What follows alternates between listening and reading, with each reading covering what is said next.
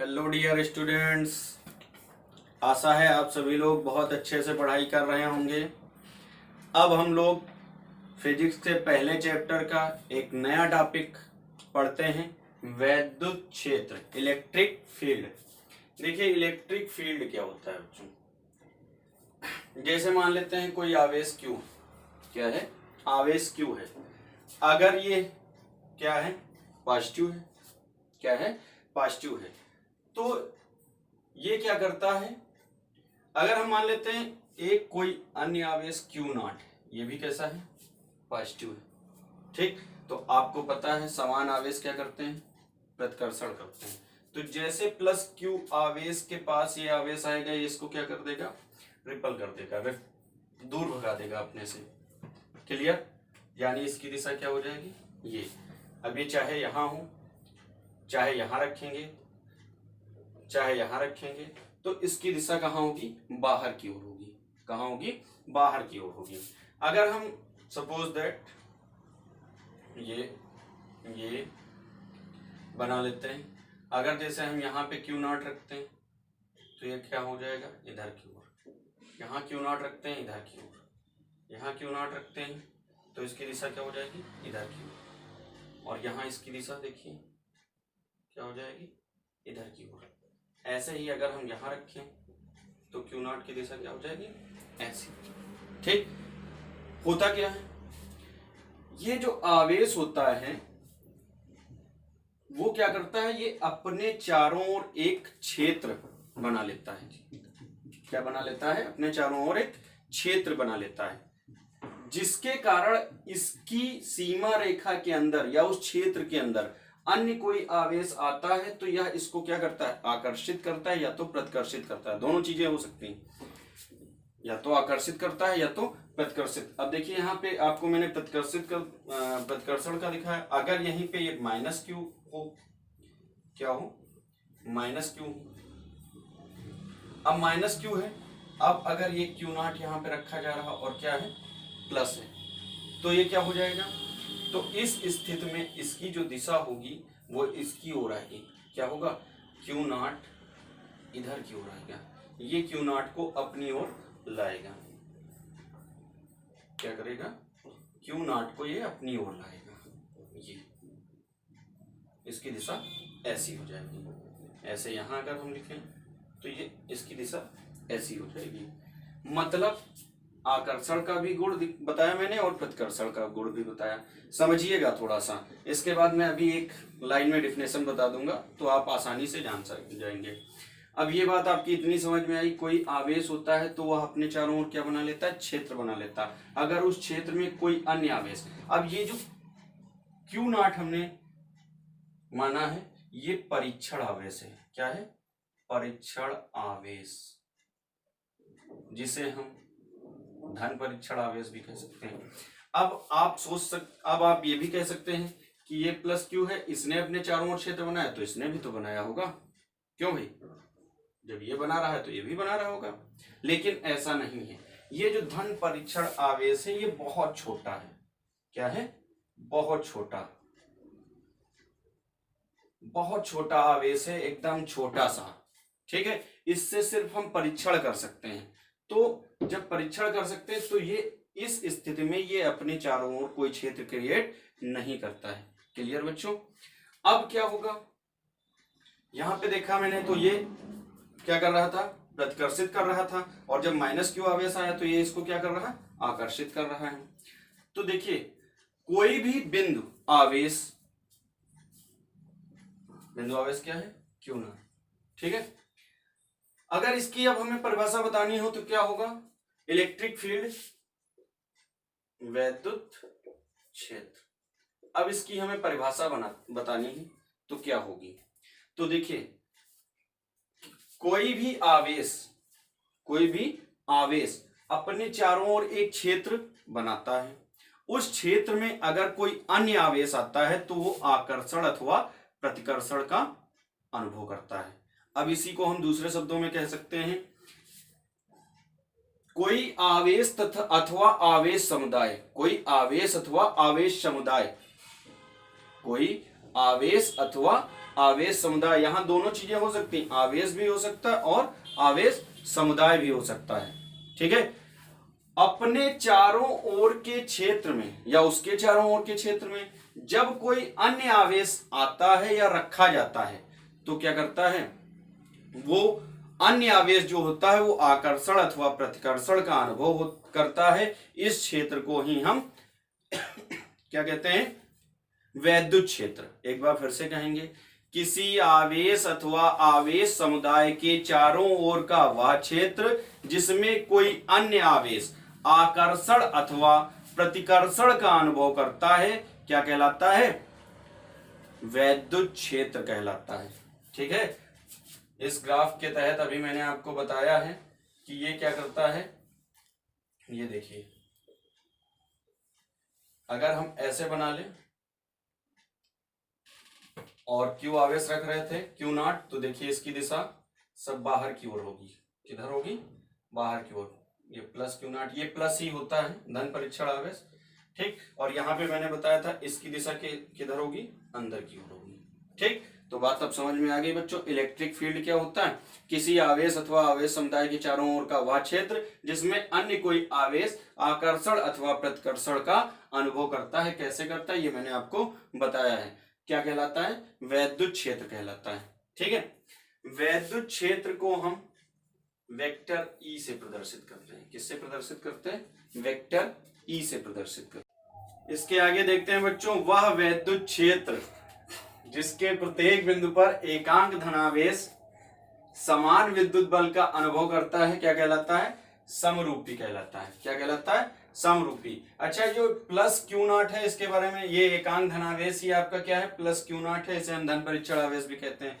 इसके बारे में एक चीज ध्यान रखेंगे, यह स्वयं अपना कोई विद्युत क्षेत्र उत्पन्न नहीं करता है, यह एक काल्पनिक धनावेश है, इसको हम परीक्षण में यूज करते हैं। बाकी इसके आगे देखते हैं तो ये हो गया आपका समरूपी।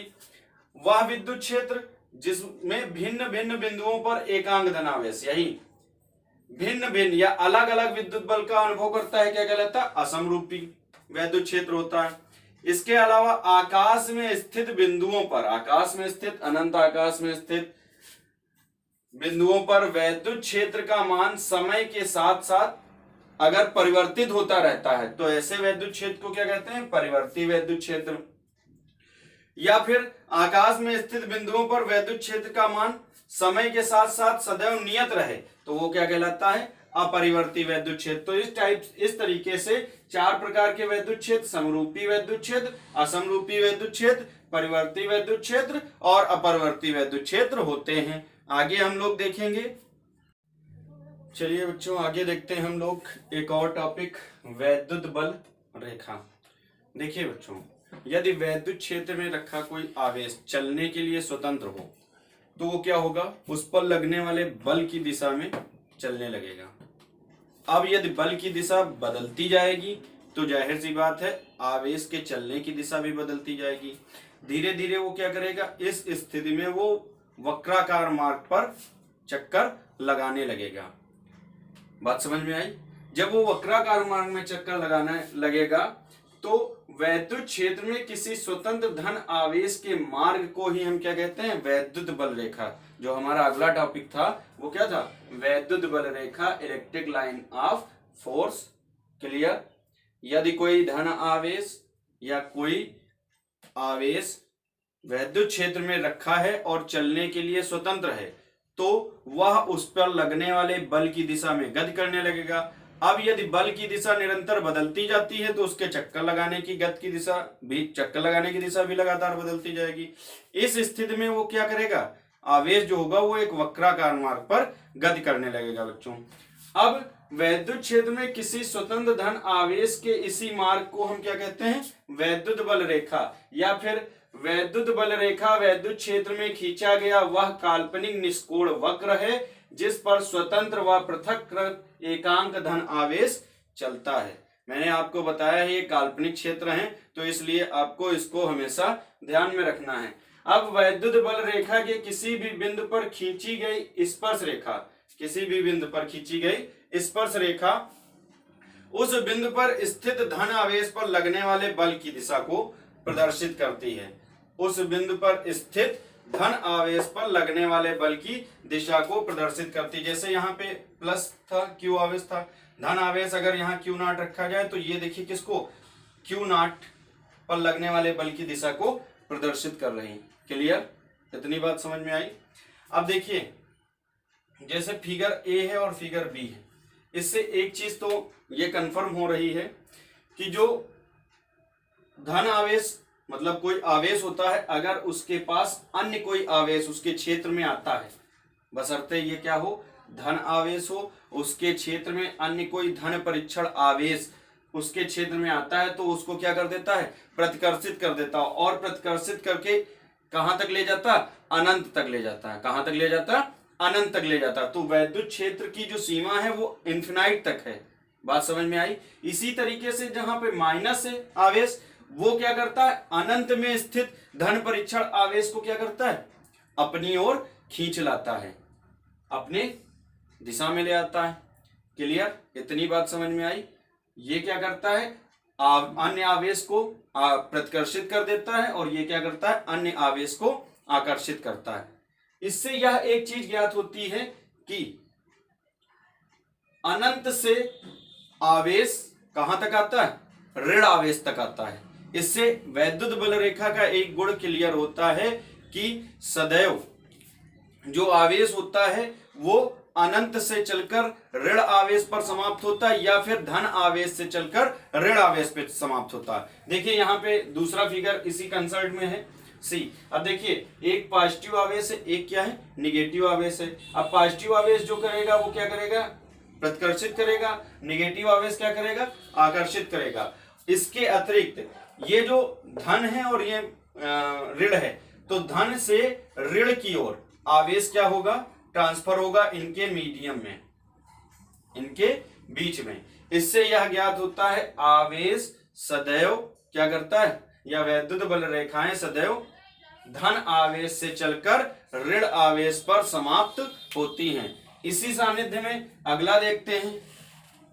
तो बच्चों अभी मैं इससे पहले वाले फिगर में आपको बता रहा था जब पॉजिटिव और निगेटिव थे आवेश, तो देखिए यहां से रेखाएं धन आवेश से चलकर ऋण आवेश पर जा रही थी। अब अगर कहीं पे दो पॉजिटिव आवेश हो, ठीक है, तो इस स्थिति में क्या होगा, इस स्थिति में जो इसका बीच वाला होगा एरिया वो क्या होगा, न्यूट्रल होगा, उदासीन होगा। अगर ये दोनों आवेश क्या हैं, बराबर हैं और मतलब समान हैं, तो इनके बीच वाले एरिया में जो आवेश होगा वो क्या हो जाएगा बच्चों, न्यूट्रल हो जाएगा। ये एक दूसरे के आवेश को क्या कर देंगे, कैंसिल कर देंगे। अगर यही प्रक्रिया हो अगली स्थिति के लिए, लेकिन यहां पर जो आवेश हो एक जगह Q1 हो और एक जगह क्या हो, Q2 हो, एक जगह Q1 हो और एक जगह क्या हो, Q2 हो, तो इस स्थिति में देखिए Q1 और Q2 भिन्न भिन्न आवेश है ना, तो यहां पर जो उदासीन होगा, उदासीन बिंदु होगा, वो इन दोनों का मिड पॉइंट नहीं होगा। यहां देखिए उदासीन बिंदु इन दोनों के मिड पॉइंट पे होगा, यहां उदासीन बिंदु इन दोनों के मिड पॉइंट में नहीं होगा।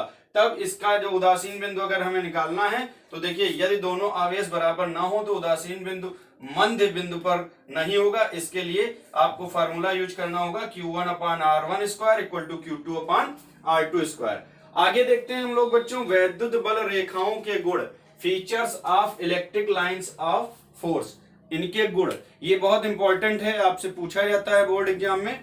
तो देखिए ये बल रेखाएं धन आवेश से चलकर ऋण आवेश पर समाप्त होती हैं। अभी इससे पहले जो सी वाला फिगर मैंने आपको बताया था उसमें यही कंडीशन आई थी।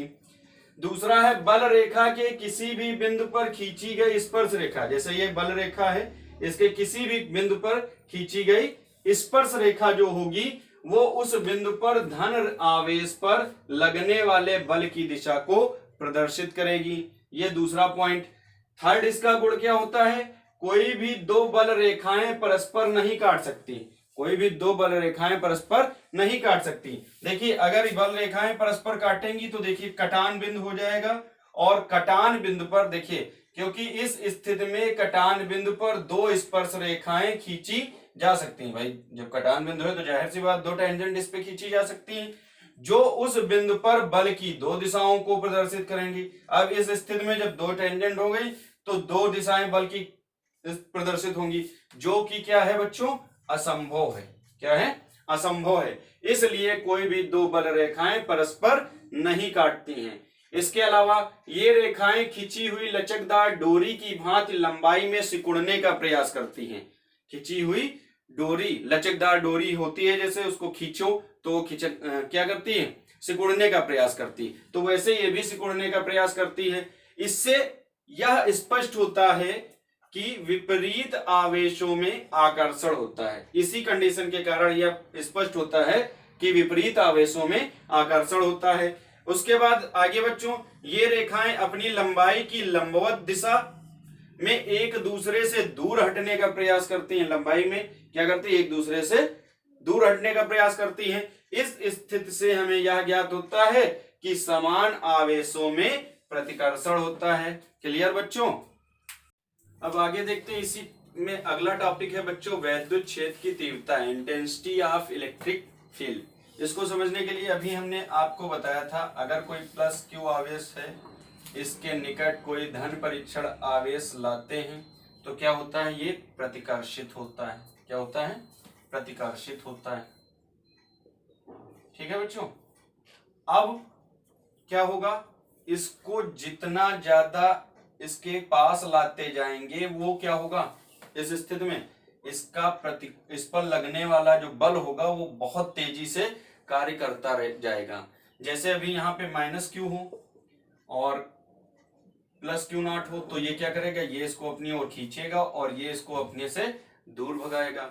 यहाँ पर एक चीज और होती है, जैसे जैसे इसके और इसके बीच दूरी बढ़ती जाती है वैसे वैसे इनके बीच जो लगने वाला बल होता है वो कम होता जाता है, और जैसे जैसे इनके बीच दूरी घटती जाती है वैसे वैसे इनके बीच लगने वाला बल क्या हो जाता है? प्रबल होता जाता है। वही बात है, किसी बिंदु आवेश से भिन्न भिन्न दूरियों पर रखे आवेश पर भिन्न भिन्न बल कार्य करते हैं। भाई जब दूरी बढ़ेगी घटेगी तो जाहिर सी बात है भिन्न भिन्न बल कार्य करेंगे। यही तो मैंने आपसे बताया। अब अगर मान लेते हैं कोई धन परीक्षण आवेश है, इससे r दूरी पर कोई बिंदु P है, जहां पर हमें क्या निकालना है? वैद्युत क्षेत्र निकालना है। तो हम मान लेते हैं यहां पर कोई बल क्या है? Q not. कोई धन परीक्षण आवेश हमने रख लिया, यहां पर क्या है? Q not. अब अगर हम इसके लिए फार्मूला F इक्वल टू निकालें तो F इक्वल टू क्या होता है बच्चों? 1/4πε0 Q nought upon R square. Coulomb के नियम से यही तो होता है, F equal to 1/4πε0 Q nought upon R square. इतनी बात समझ में आई? क्लियर?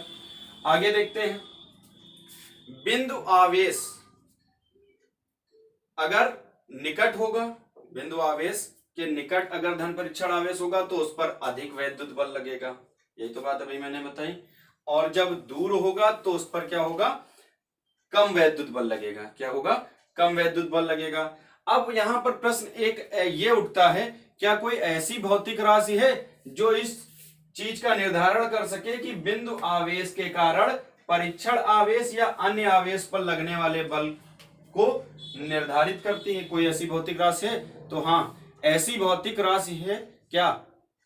वैद्युत क्षेत्र की तीव्रता, जो बिंदु आवेश के कारण परीक्षण आवेश या अन्य आवेश पर लगने वाले बल के लिए उत्तरदायी होती है। क्या होती है?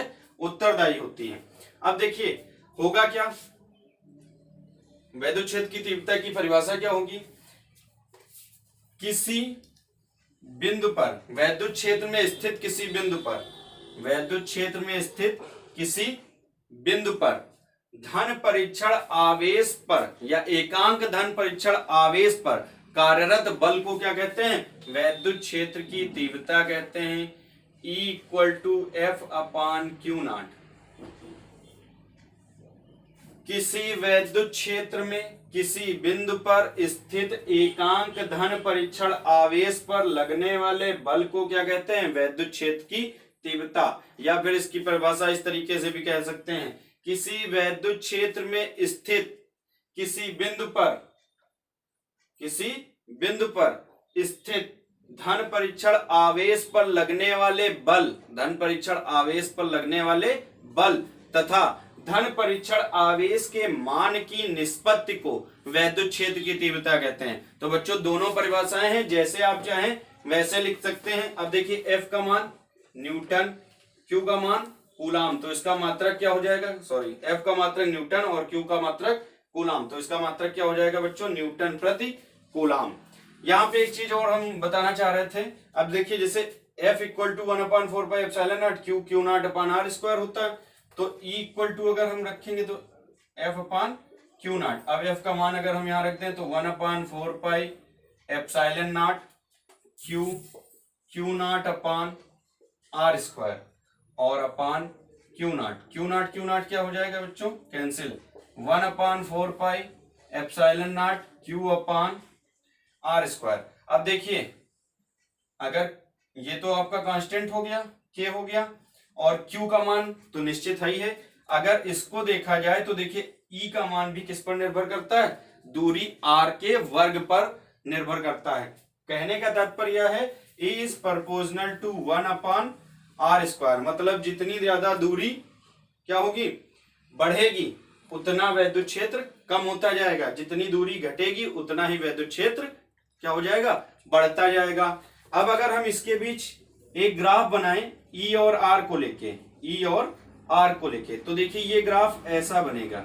क्यों, क्योंकि अगर R में हम 1 का परिवर्तन करेंगे तो E में 1 का परिवर्तन होगा। अगर R की जगह 2 कर दें, यहाँ पे देख लीजिए, अगर सपोज दैट यहाँ पे हम R का मान 1 रखते हैं तो E इज प्रोपोर्शनल टू क्या हो जाएगा, 1। या फिर प्रोपोर्शनल हटा के हम यहाँ पे क्या रख सकते हैं, K भी रख सकते हैं, ठीक। और अगर यहीं पे R की जगह हम 2 रख दें तो देखिए कितना हो गया, 4 हो गया। 2 का स्क्वायर 4 हो जाएगा। अगर हम यहाँ पे 3 रख दें तो क्या हो जाएगा, 9। मतलब कहीं भी कांस्टेंट तो वो नहीं मिल रहा है। तो जब कांस्टेंट नहीं मिल रहा है तो इनके बीच एक स्ट्रेट लाइन नहीं खींची जा सकती, अतः इनका ग्राफ कैसा बनेगा, ऐसा बनेगा। ठीक है बच्चों, क्लियर। ये हो गई आपकी वैद्युत क्षेत्र की तीव्रता। अब आपसे मिलते हैं नेक्स्ट वीडियो में। जय हिंद।